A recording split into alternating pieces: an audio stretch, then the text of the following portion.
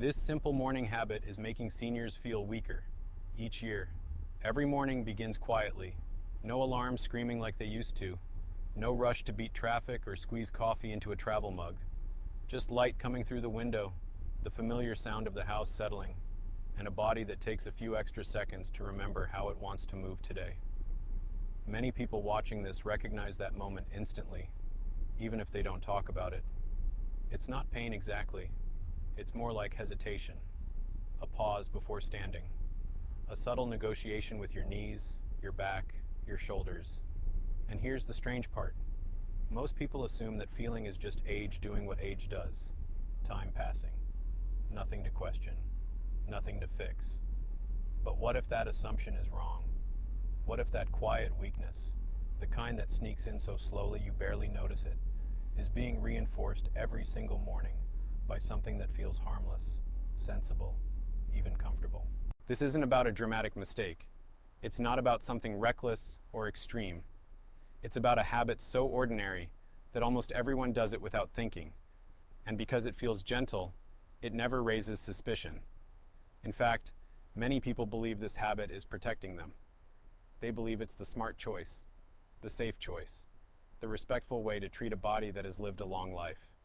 And yet, year after year, this habit quietly teaches the body to do less, expect less, and deliver less.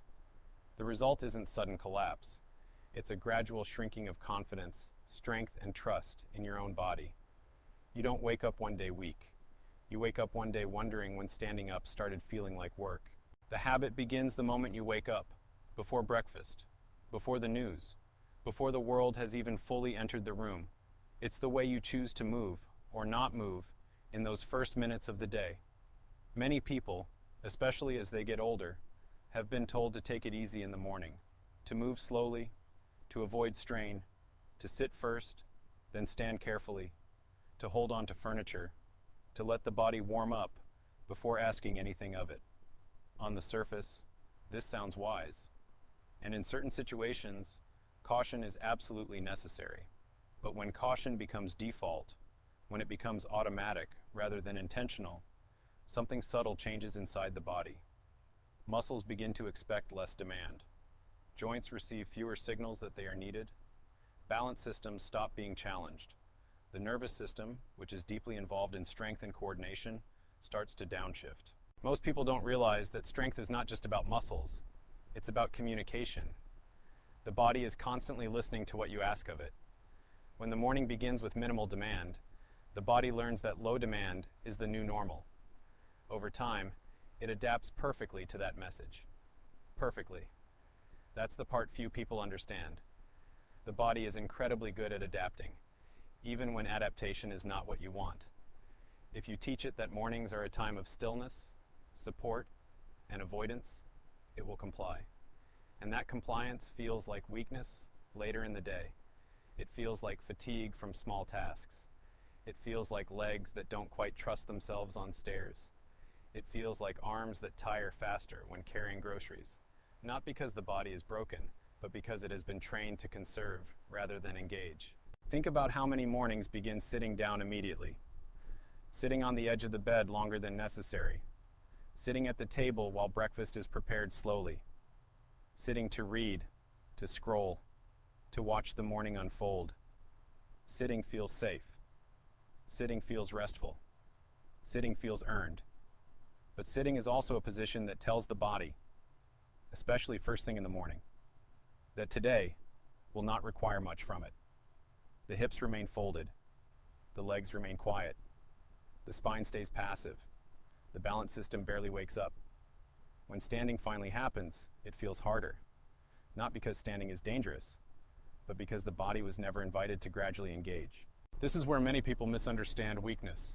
They believe weakness means damage. They believe it means something has gone wrong. But often, weakness is simply the absence of expectation. The body performs according to what it anticipates. When it anticipates very little, it delivers very little. And this is reinforced every single morning through repetition. The body learns through consistency, not intensity. That's why this habit is so powerful. It doesn't feel dramatic. It feels polite. It feels cautious.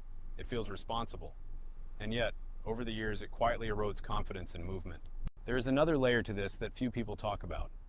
Mornings are when the nervous system sets the tone for the day. The first movements you make tell your brain what kind of day this will be. A day of engagement or a day of avoidance. A day where the body is capable or a day where it must be protected. When mornings are dominated by hesitation, the brain becomes more protective. It increases signals that make movement feel effortful. This isn't imagination. It's the body trying to keep you safe based on the patterns you've taught it. Over time, this protective mode becomes the default. And that's when people start saying things like, "I just don't feel as strong as I used to," without realizing that their daily routine has been teaching their body that strength is no longer required. This habit is especially powerful because it's reinforced by well-meaning advice. Friends say, "Take it easy." Family members say, "Don't overdo it." Doctors often say, "Listen to your body," which people interpret as doing less rather than doing what maintains function. The message becomes layered. Caution on top of caution. Slowness on top of slowness. Eventually, movement itself begins to feel optional, then questionable, then intimidating. Not because it truly is, but because the body has not been reminded of its capacity in a long time. What's fascinating is that many people who feel weaker are not actually lacking strength. They are lacking activation. Their muscles are there. Their joints can still move. Their balance systems still exist. But those systems have been underused, especially in the morning, when they are most receptive to signals. The body in the morning is like wet cement. It takes impressions easily. When the impression is stillness and support, that shape sets. When the impression is gentle demand, the body firms up around that instead. Consider how different the day feels when, by necessity, you have to move right away. Maybe you slept somewhere unfamiliar. Maybe you had to get up quickly for a reason. Maybe you were traveling. On those days, despite being older, despite the same body, you often feel more alert, more coordinated, more capable. That's not coincidence. That's the nervous system responding to demand. It wakes up when it is needed. It stays sleepy when it is not. The problem is not resting. Rest is important. The problem is replacing engagement with avoidance and calling it care. True care involves reminding the body what it can do, not constantly shielding it from effort. Effort does not have to mean strain. Demand does not have to mean danger. There is a wide space between doing nothing and doing too much, and most people never explore it. They stay at one extreme, believing it's safer, when in reality, it slowly steals function. This morning habit also affects confidence in subtle ways. When standing feels harder, people begin planning their day around that limitation. They choose chairs with arms. They avoid places with stairs. They hesitate before activities they once enjoyed. The world begins to shrink, not because the person wants it to, but because their body feels less trustworthy. And trust is built through use. Every morning that begins with avoidance is a morning where trust is not reinforced. There's also an emotional layer here that deserves attention. Many people feel frustrated but don't say it out loud. They feel betrayed by their body. They wonder why it doesn't respond the way it used to, even though they've been careful. Especially because they've been careful. That's the irony.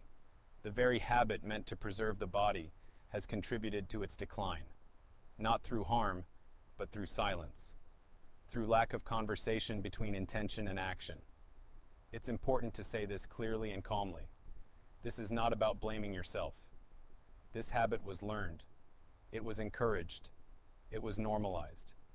And it can be changed gently, without force, without fear. Awareness is the first shift. Simply recognizing that the body responds to what it is asked to do is powerful. The body is not fragile glass. It is adaptable tissue guided by signals. Imagine starting the morning with the assumption that your body is capable, not compromised. That it deserves to be invited into movement, not protected from it. That invitation can be small. It can be slow, but it must exist. When the first minutes of the day include standing, reaching, shifting weight, letting the legs remember their role, the body receives a different message. The message is not perform, it is participate. And participation is enough to begin reversing the quiet slide into weakness. Many people worry that doing more in the morning will increase pain, but pain often decreases when movement is reintroduced gradually. The body likes circulation. It likes lubrication. It likes being reminded that it is still alive, still useful, still part of the day's plan. When mornings are spent waiting to feel ready, readiness often never arrives. When mornings include gentle action, readiness follows. This habit is not about exercise. That word alone turns many people away. It's about movement that affirms capability, standing without leaning immediately, walking a few extra steps before sitting, reaching overhead without rushing, letting the body find its balance rather than rushing to secure it. These moments are brief, but they are loud messages to the nervous system. They say, "You are needed today." Over months, these messages accumulate. Strength feels more accessible. Fatigue arrives later. Confidence returns quietly. Not as bravado, but as trust. Trust that you can get up without planning it. Trust that you can carry something without bracing yourself mentally first. Trust that your body is still a partner, not a liability. What's most surprising to many people is how reversible this feels. They assume decline is one way, but the body is not a timeline. It's a conversation. Change the conversation, and the response changes. Not overnight, not magically, but steadily, reliably, without drama. This is why it matters to talk about this habit openly, not to scare anyone, but to restore a sense of agency. You are not at the mercy of age in the way you've been led to believe. You are influenced by routines, and routines can be adjusted with awareness. If this is resonating, if you recognize your own mornings in these words, take a moment and acknowledge that recognition. That moment of "this sounds like me" is not weakness, it's clarity. And clarity is where control begins. That's also why sharing these conversations matters. When you like this video, when you comment with your experience, when you subscribe, you're not just supporting a channel, you're reinforcing the idea that understanding your body is part of staying independent. That paying attention is a form of strength. That learning never expires. As you move through your next morning, notice what you assume about your body before you even stand up. Notice whether you treat it as fragile or capable. You don't need to push. You don't need to prove anything. You only need to invite your body back into the day. That invitation, repeated gently, is often enough to stop the quiet weakening that so many people accept as inevitable. The body listens, especially in the morning.